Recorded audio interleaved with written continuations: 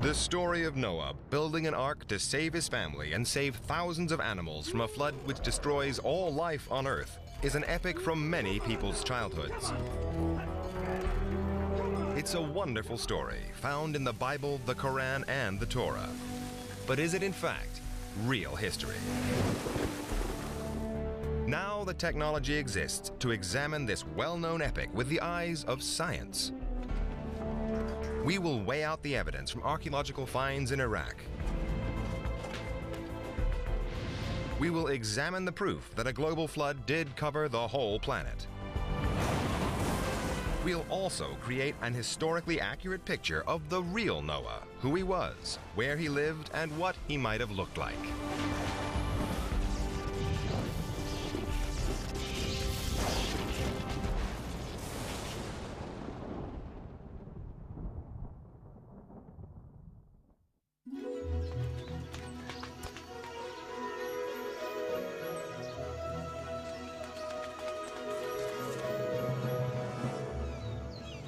The story of Noah is told in the book of Genesis, in the Bible and the Torah.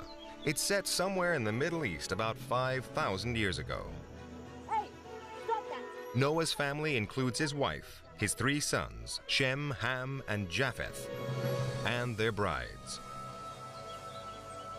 Noah stands out as a good person, the only virtuous man left in a world that had become filled with corruption and violence. He is described as a wine grower, a claim that has an authentic ring to it, as wine was grown in the Middle East as far back as 3000 BC. And this reference also provides a rare insight into Noah's character. After the flood, the Bible says Noah planted the first vineyard. But it also tells us that Noah had a weakness. Having made the first wine, the story goes that Noah drank too much of it. In fact, one night, this holy man collapses naked and drunk.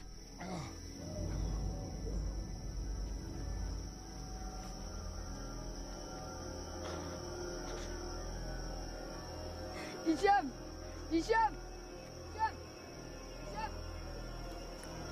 Horrified, his sons Ham and Shem cover their father.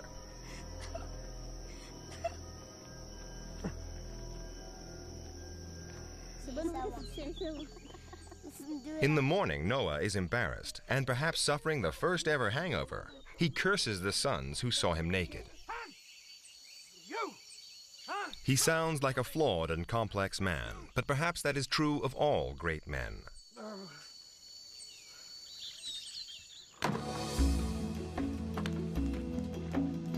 But Noah was probably a very reliable man because God gives him a very big mission.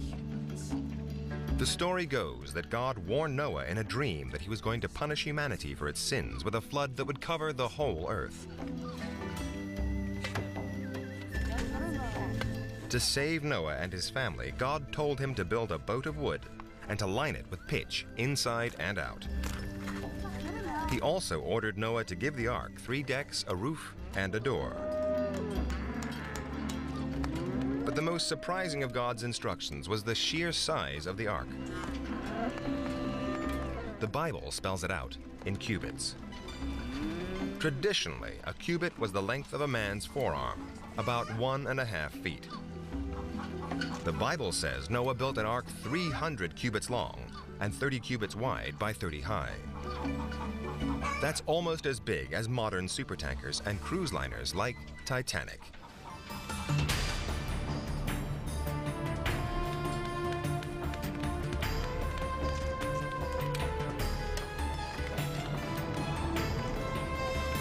Nearly 450 feet long, it would have been a magnificent sight. Certainly the biggest boat in the ancient world.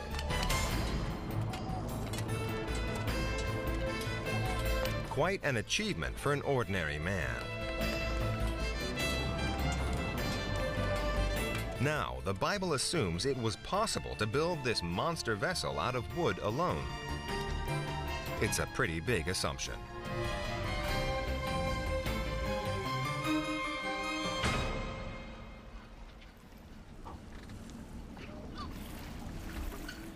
The familiar image from the storybooks and cartoons of our childhood is of a huge wooden ark with the animals marching inside 2 by 2.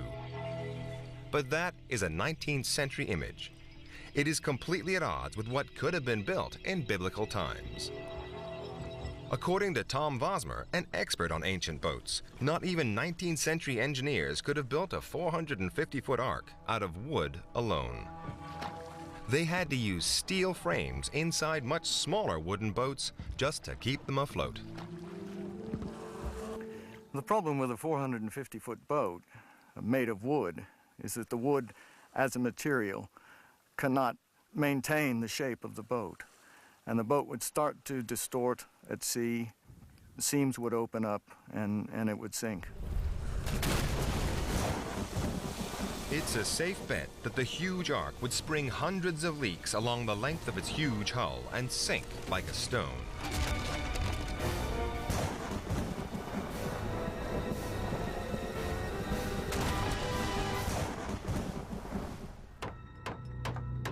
That's not to say Noah didn't build an ark. It's just that it would have been much smaller. Then there's another problem. How could he cram 2 of every different kind of animal into the ark?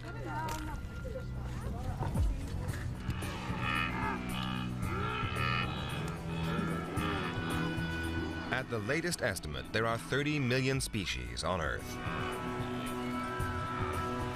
Even with a fleet of arks, Noah would have struggled to fit them all in. And how would he have gotten the animals on board? Did he personally go and fetch them, or did they come to him? It is something Noah would have had to consider, especially since he had a pressing deadline. Noah had just 7 days to find all the animals and get them on board. 30 million species in a week. Noah would have needed to load them at the rate of 50 pairs a second. But if one assumes a more realistic loading rate, then it would have taken Noah at least 30 years.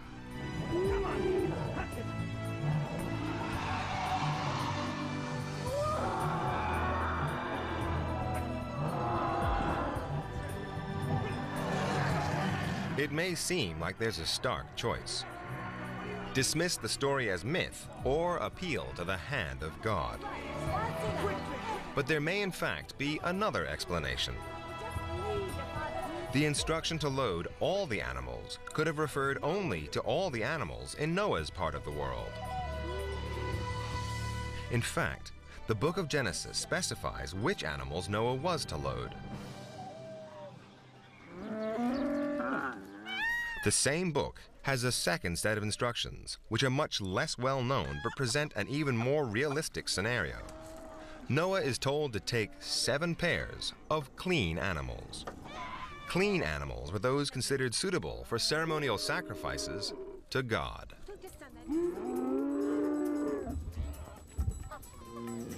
The books of Leviticus and Deuteronomy specify 10 such species, including several types of sheep, antelopes, plus cattle, goats, and deer. 7 pairs of 10 species. That's 140 animals. Then Noah is directed to take a pair of each impure animal and bird. Again, the books of Leviticus and Deuteronomy list 30 or more. They include the pig, the hare, the lizard, the snail, and so on. That's a further 60 animals. Then finally, Noah is told to load 7 pairs of the clean birds, like doves, ducks, and cockerels. Adding all that up, Noah had 260 animals. That's child's play compared to 30 million. Especially if you discount the elephants, kangaroos, and reluctant camels.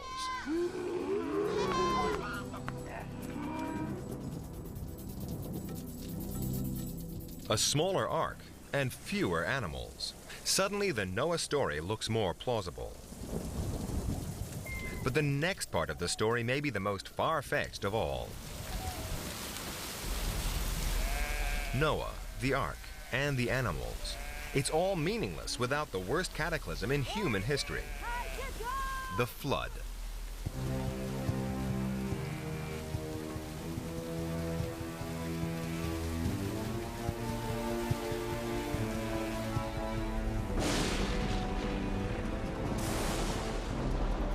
According to the Bible, it rained until the whole world was covered in water. Such a catastrophe should have left evidence all over the planet in the form of uniform marine sediments spread across the earth and the ocean floor. But have geologists found any proof of a devastating global flood?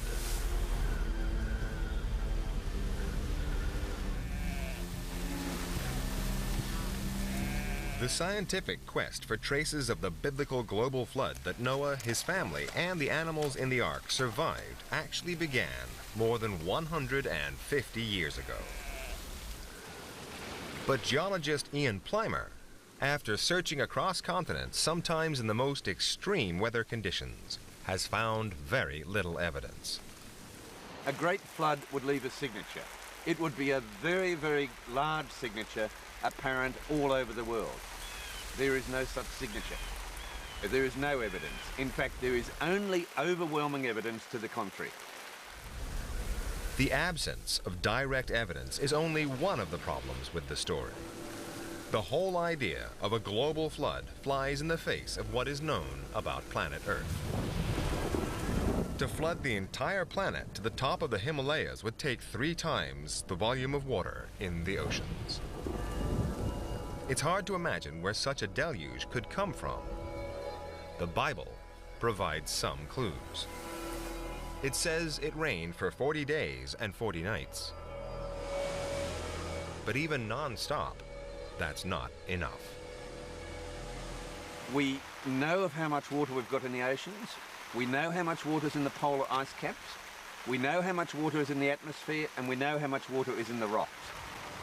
If we put all of that together, which has happened many times in the geological past, we still do not flood the continents.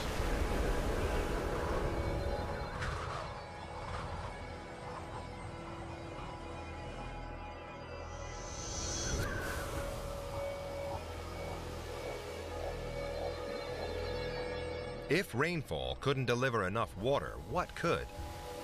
The Bible offers one more possibility. Deep springs. The book of Genesis says all the springs of the great deep broke through. Could the great flood have gushed out of the center of the earth?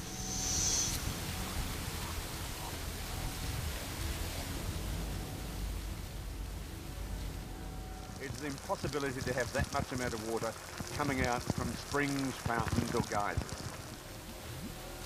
If all of that water was in the earth and in the crust, then well before it had been released as geysers, the crust would have been quicksand. You couldn't have walked. Even if the flood had been caused by a miracle, Noah, his family, and the animals would have faced further problems. The amount of water flooding the surface of the planet would have changed the Earth's atmosphere.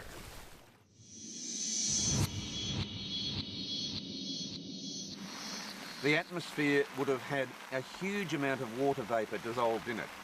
So much so that you would have drowned by breathing, and so much so that atmospheric pressure would have crushed your lungs. Geysers present another potentially fatal problem. They release poisonous gases from deep within the Earth's core, which probably would have killed everybody, whether or not they were in the ark. Geysers pump out huge amounts of noxious sulfur-rich gases. Even before the flood, you could not have breathed.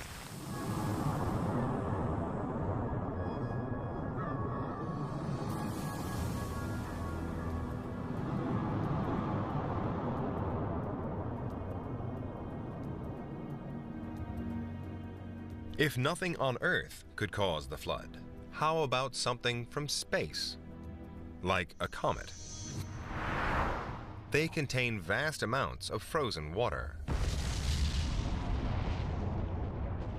But to flood the entire planet, the comet would have to be 1,000 miles wide, or as big as Brazil. And if a comet that size hit the Earth, not many people would live to worry about a flood. The friction caused by the comet's forced entry into the Earth's outer atmosphere and its impact as it struck Earth would be equivalent to 12 trillion megatons of TNT.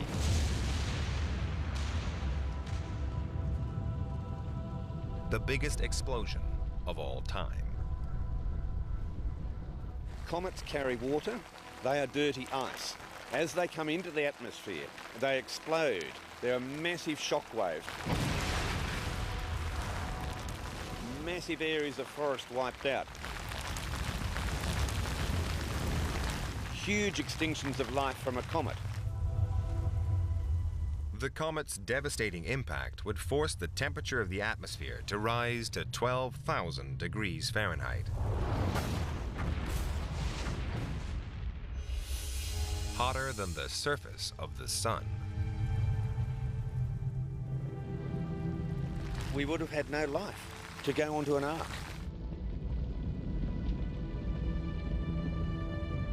Noah, his family, and all the animals 2 by 2 would have been fried to charcoal before the whole flood started.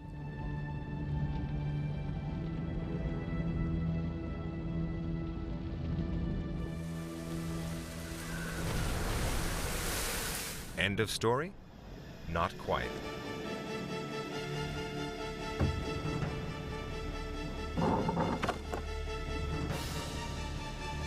According to the Bible, Noah's Ark landed in the mountains of Ararat, today in eastern Turkey.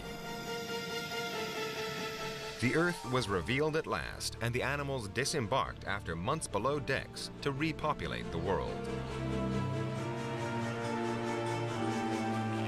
So are there any remains of the Ark? The problem is that the evidence, wood, rots in a matter of centuries.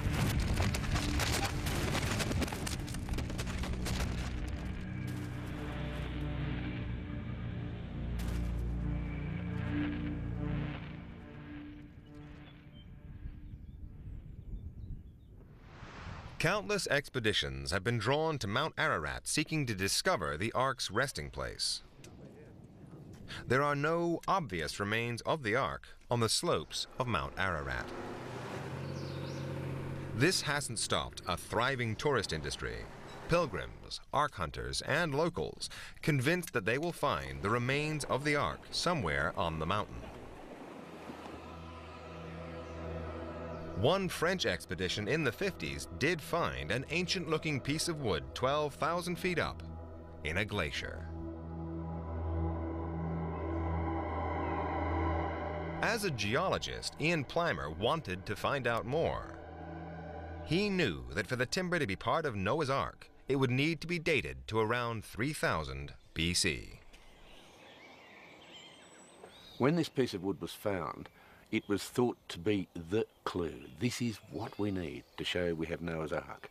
And so they took the wood to date it. And you can date wood by measuring tree rings or by carbon dating. It wasn't old enough. The wood was from the 8th century, 4,000 years after Noah's time. But what was the wood doing on the slopes of Ararat? The wood would have been transported there to build a structure, something like a church. There is a booming ark business there now. There was in the past. It certainly didn't come from Noah. But just as Ararat was looking like a false trail for ark hunters, this ancient mountain came up with a new twist.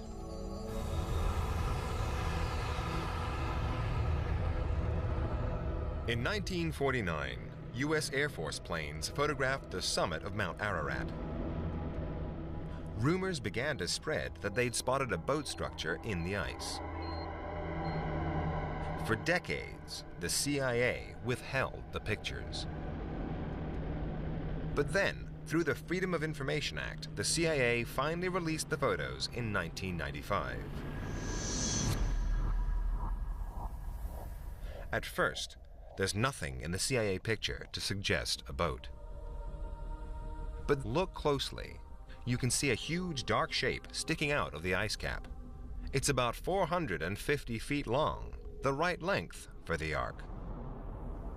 The anomaly has tantalized Ark hunters since the pictures were released, but geologists remain unconvinced. It's such a poor quality, grainy image that it's very hard to tell whether it's an ark or chicken entrails. You can see dark shapes anywhere from the air, be they in ice or on the ground. Some of them are ark-shaped, others are not. It's not at all convincing from one single poor quality photograph. But hopes were raised again in the year 2000 with new pin-sharp satellite images of the strange shape. This one shows a snow ledge believed by Ark hunters to conceal a boat-shaped outline. But for Ian Plimer, this is just another of nature's random shapes. Well, this is a fabulous photograph, far better resolution than the CIA photograph. However, we see nothing spectacular here. All we see is evidence of retreating and advancing ice. In fact, all the geological evidence indicates that an Ark could not have remained frozen in a glacier for long. The ice is constantly pushing material down the slopes of Mount Ararat and ultimately taken any ark that might have been there to the bottom. It would have spat it out as all glaciers do. As they move downslope, anything they pick up, they spit out, be it rocks, be it arks. In addition to fragments of wood and photos, there are dozens of alleged sightings of the Ark. Biblical scholar Lloyd Bailey has made an exhaustive analysis of all the claims and found them to be false. An amazing amount of evidence has been produced by Ark searchers in support of the Ark having landed there.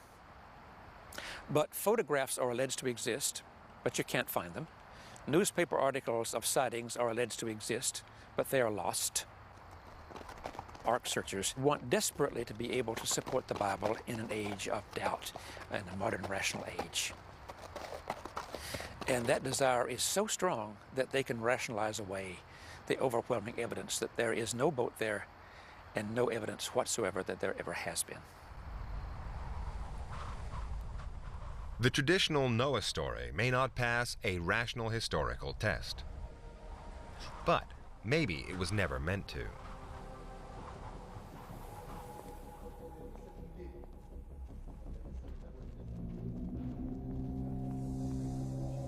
Biblical scholars, using clues in the language used by the Bible, are agreed that the story of Noah was physically written down in the 6th century BC. The scribes who wrote it were Jewish priests who were in exile in Babylon, today modern Iraq. Maybe they sat down one day to make up a cautionary tale about what happens when people disobey God. But it's said that all stories have some seeds of truth. Maybe the Noah story is an exaggeration, an embellishment of something that really happened. 150 years ago, archaeologists made some extraordinary finds in Iraq. Evidence that would rewrite the famous story about Noah and his ark full of animals.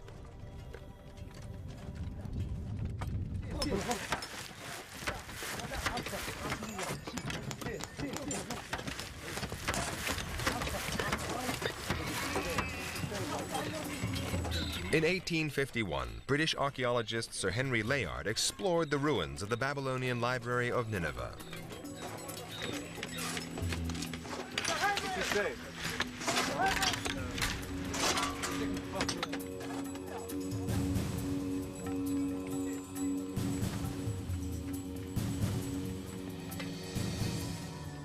His finds were a breakthrough. Hundreds of clay tablets of all sizes and shapes. They may have held vital clues about the Noah story. The trouble was, Sir Henry couldn't decipher the ancient Babylonian script. So he packed the tablets and sent them off to London, to the British Museum, to be deciphered by experts.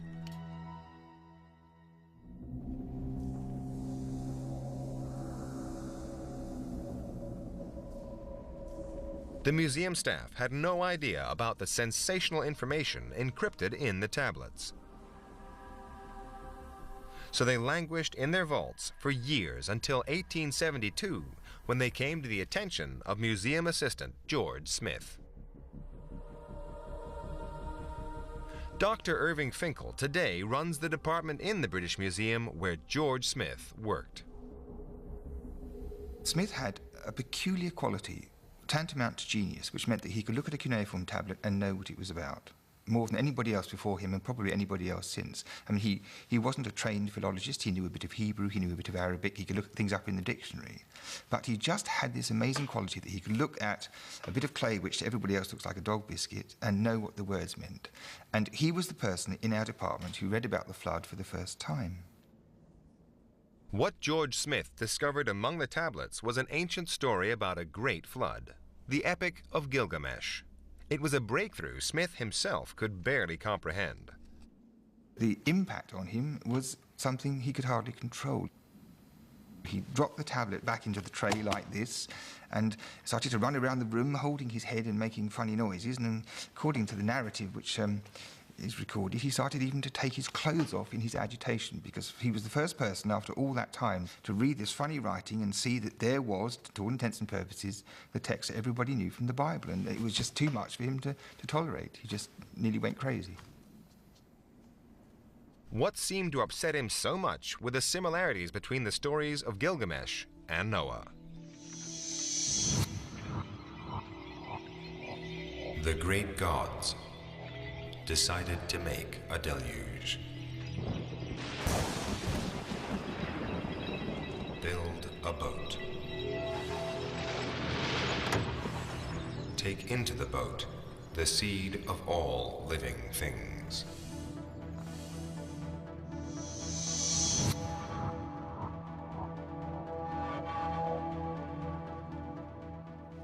Irving Finkel has a theory why George Smith behaved so oddly that fateful day. The sheer excitement might have triggered some sort of brain seizure. I was reading something about the history of epilepsy where this phenomenon was described as a particular kind of epilepsy, making this funny noise and trying to disrobe yourself in the agitation of having an epileptic fit of some kind. And it did occur to me to wonder whether the shock that hit him, the real shock, might not have triggered something of that kind.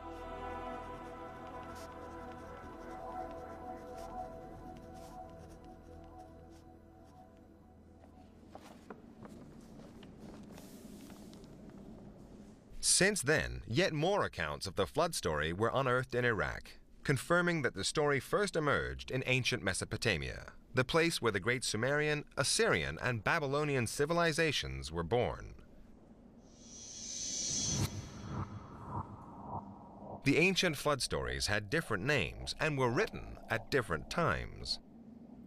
But they all pointed to a common ancestor composed some 5,000 years ago. One original story about a disastrous flood. It is very likely that the biblical story has a Mesopotamian prototype because they are so similar. In both cases, the gods decide to destroy the human race. They do so by a great flood. One family survives in a boat. They take on board animals. They disembark, and then they repopulate the earth. One of the oldest flood narratives, the Epic of Atrahasis, written before the more famous Epic of Gilgamesh, was discovered only recently. Alan Millard found it while sifting through the British Museum's backlog of clay tablets. It made him wonder, perhaps the Bible never meant a global deluge. The ancient Hebrew language has one word for land and country and earth, and it's easy to suppose that means the whole earth, but it certainly need not. And I think that it was a local flood that is described there. The discovery of these older versions of Noah's story raised a tantalizing possibility. What if they had been inspired by an actual flood? Not a global deluge, but a regional flood in Mesopotamia. In the 1930s, archaeologists returned to Iraq to find out.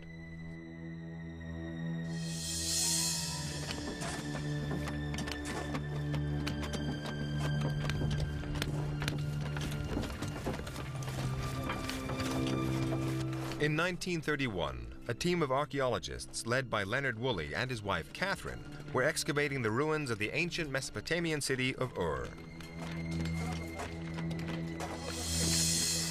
The Woolleys were a colorful husband and wife team, friends of Lawrence of Arabia and of Agatha Christie, the novelist. They left a detailed record of their finds, revealing that they dug 5,000 to 6,000 years into the past, the right time frame for the Noah story.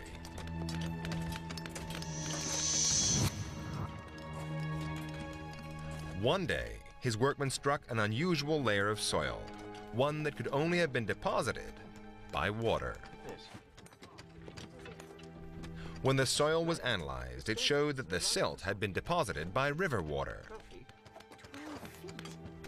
Now, Mesopotamia suffered regular seasonal floods, but this was a massive layer, something out of the ordinary.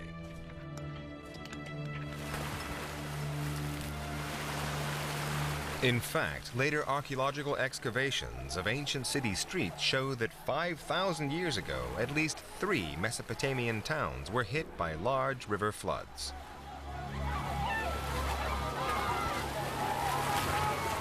So Leonard Woolley and his wife had hit the jackpot. There had been a massive flood in ancient Mesopotamia after all. It was conclusive proof a real story lay behind the biblical and Babylonian epics.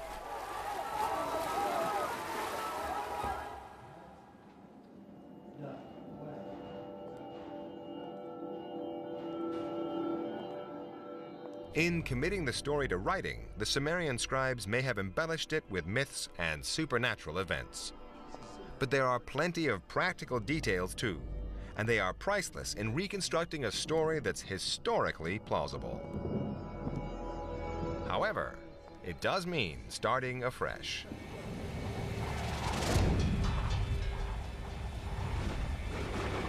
It means setting aside the storybook image of the huge ark, the global deluge, the number of animals, and the landing on Mount Ararat. Above all, it means abandoning the familiar biblical image of Noah and introducing a very different image of what he might have actually looked like and how he might have lived.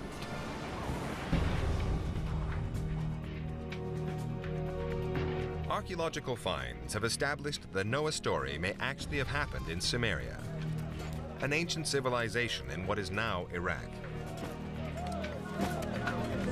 The Babylonian accounts say that the story begins in the city of Shurupak. This was the cradle of civilization. The Sumerians invented writing, the wheel, and accounting. And what is known of Sumerian culture offers the first glimpse of the historical figure behind the flood stories. The most obvious difference is how Noah looked. Forget the man in biblical robes and imagine instead a Sumerian from head to toe, wearing eye makeup with a bald head and even a kilt. Then there's what he did for a living. The Epic of Gilgamesh says the Sumerian Noah owned silver and gold. 5,000 years ago, these were the currency of wealthy merchants, suggesting that the Sumerian Noah was not a farmer or a wine grower, but a businessman. Instead of an ark to survive the flood, the Sumerian Noah is more likely to have built a boat to make money, hauling grain, beer, and animals. All the big trading centers, like the great city of Ur, lay on the Euphrates. It was cheaper to take cargo on river barges than by overland caravans.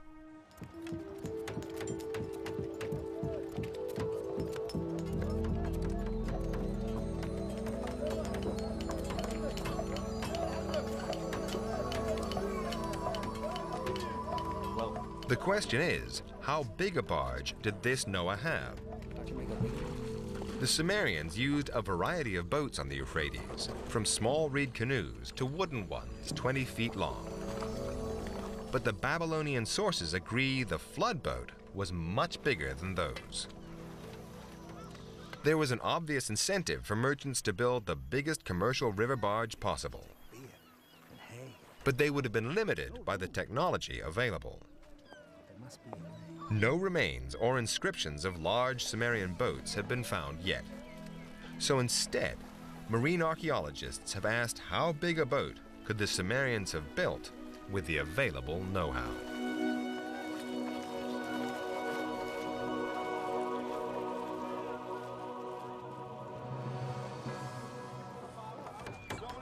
One simple solution would have been to tie smaller boats together. Hold it a bit. Marine archaeologist Tom Vosmer believes there are clues to this effect in the Epic of Gilgamesh. It says that the boat was divided in sections. Probably one of the best ways to do it would be to build it in units, such as the size of this, and use it as a pontoon in a river barge, actually. And hold a number of these together, lash them together with some rope and heavy timbers, and then they could build the ark on top of that. And it was probably a system that could have been used on the rivers quite easily.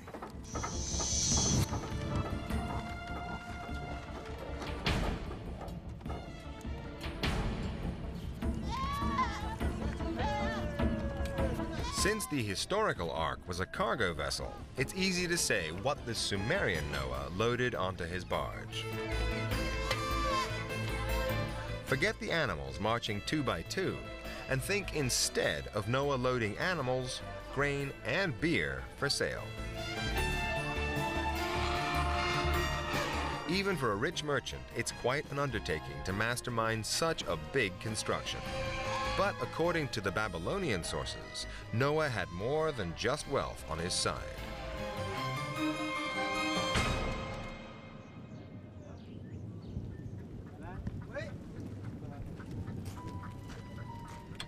They say Noah was the king of the city of Shuruppak, but he wasn't above the law.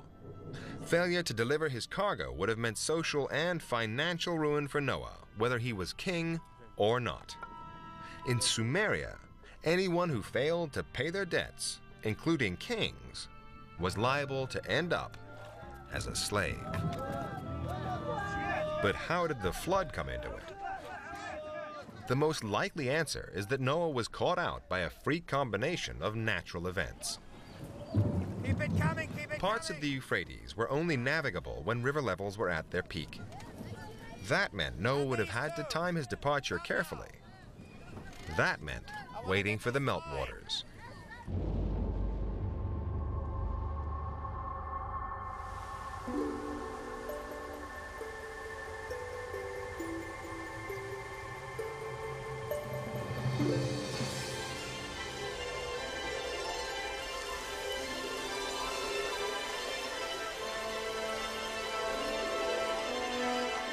Melting snow from the Armenian mountains increased the flow of the Euphrates in July. Records indicate that only then were the river channels deep enough for large vessels.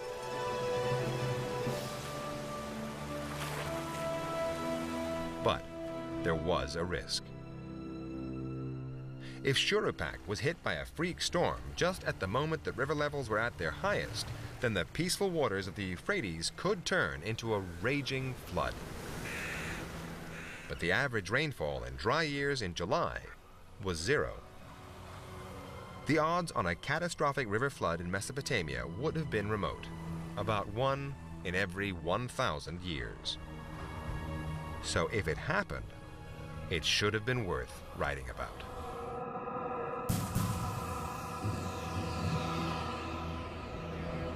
The Babylonian tablets say that on the day of the flood, Noah and his family were having a banquet on the barge.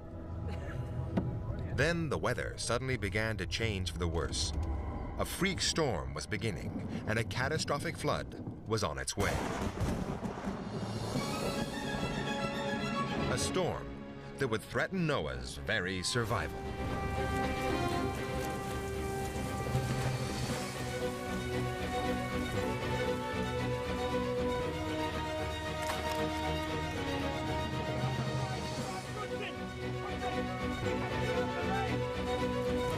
If a flash flood was big enough to sweep away Noah's Ark and put his life in danger, it would have begun with rainfall of tropical intensity in the mountains where the rivers rise.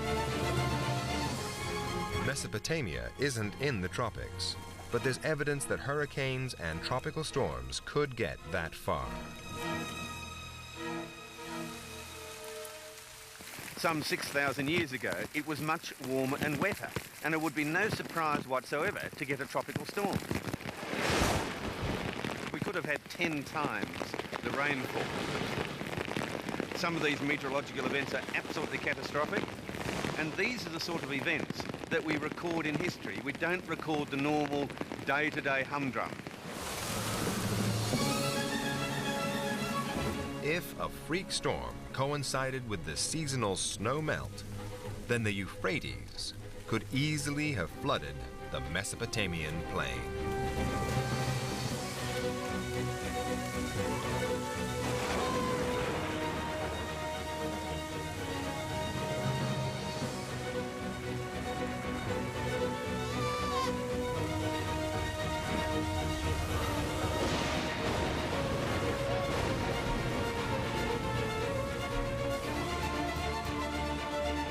The Bible says the storm lasted for an incredible 40 days. The Babylonian tablets say it was 7. But even a single day would have been terrible, life-threatening.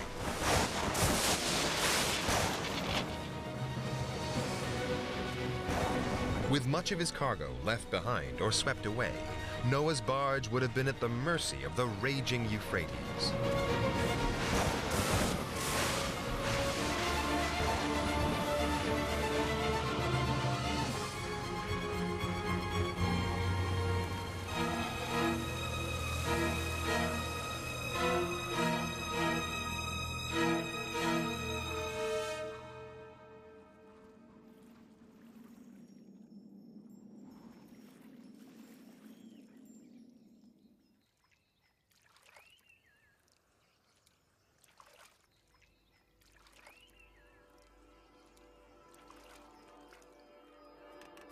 The following day, say the Babylonian tablets, Noah and his family couldn't see land. The flood extended for miles. After the storm, Noah and his family must have longed for the waters to subside and ground them on the banks of the Euphrates. In fact, their problems had only just begun. All versions of the story agree that they couldn't see land for at least 7 days. The Bible concludes that Noah's flood covered the whole world. But there is, in fact, another explanation. Noah's family would have believed that they were drifting on the flooded Euphrates. They would have been relieved that at the very least, the river water meant they wouldn't die of thirst. Salt. But the Babylonian versions suggest that the water was salty.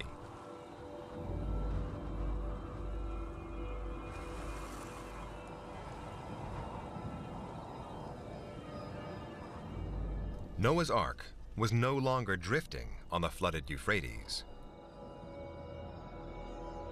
If you plot Noah's course from Shuruppak, now in the flooded plain, the currents would have swept his barge downstream into the Persian Gulf. This tallies with the Epic of Gilgamesh, which says that he looked upon the sea.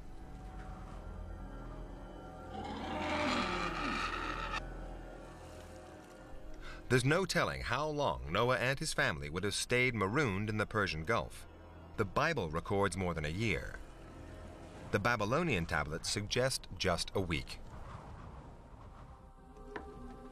Either way, Noah and his family had a big problem: salty water.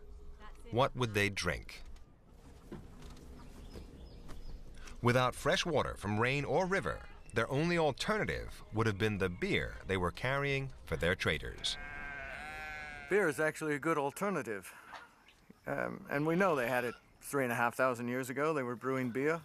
And beer anyway is 98% water. And it's full of nutrients. Most important, it's sterile. And wouldn't suffer from contamination like water might.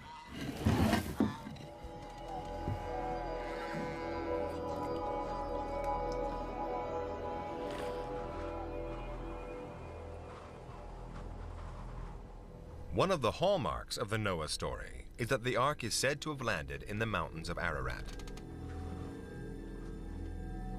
But if there was no global flood, then it's far more likely that it landed somewhere else altogether.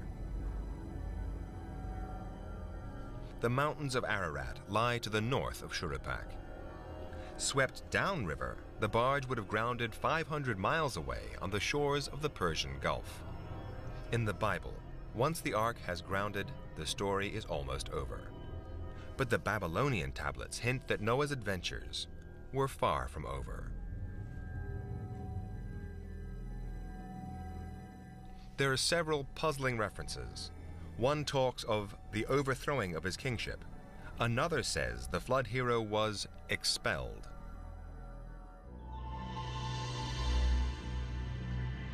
All of these references clearly suggest that for some reason, Noah couldn't return to Shuruppak, that even when the flood was over, he was still in mortal danger. The most likely explanation is that many of Noah's creditors had survived the deluge, had tracked him down, and were now demanding their money back. Under Sumerian law, Noah could be forced into slavery to repay his debts. He would have had to flee the country to avoid prosecution.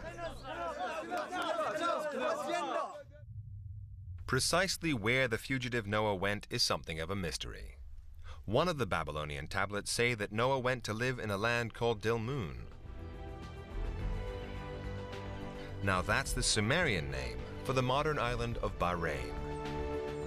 Maybe this is where he came to rest.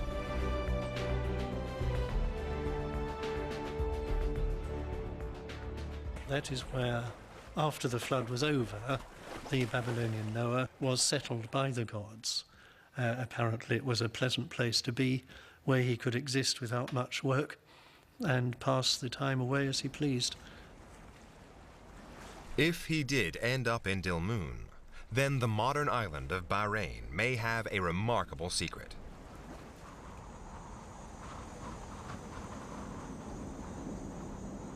Its landscape is dotted with hundreds of thousands of burial mounds, and only a handful of these tombs have been excavated. But many date back to Sumerian times. They are the sort of place a great king would be laid to rest in.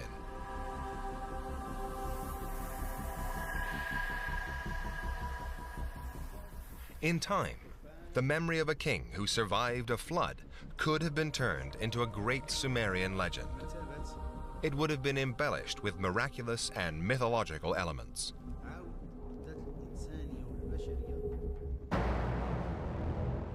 Eventually, it would have been written down, copied and recopied by generations of scribes, giving rise to new versions.